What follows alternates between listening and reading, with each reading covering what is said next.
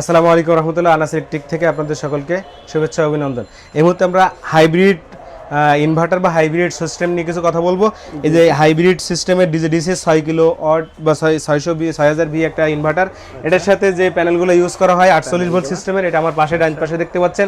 Ginkgo ব্র্যান্ডের 580 ওয়াটের N type একটা প্যানেল এবং জিঙ্কো ব্র্যান্ডের 610 ওয়াটের আপনার এন টাইপ ডাবল গ্লাস যে প্যানেলটা, এটা আউটপুট লেভেল বুঝছেন, এটা 90% এর মতো থাকে, মানে 100 ওয়াট কিনলে 90 ওয়াট প্লাস মনে করেন যে থাকবে।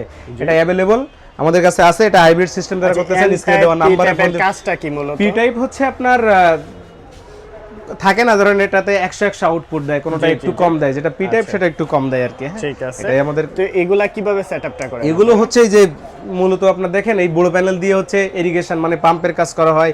হাইব্রিড সিস্টেমের মানে ডাইরেক্ট লোড সিস্টেম নেওয়ার জন্য কাজ করা হয়। ঠিক আছে, কেউ ইন্ডাস্ট্রিয়াল কাজে ইউজ করা হয়। হ্যাঁ, এটা আমাদের কাছে अवेलेबल আছে ইনশাআল্লাহ। ওকে, ধন্যবাদ।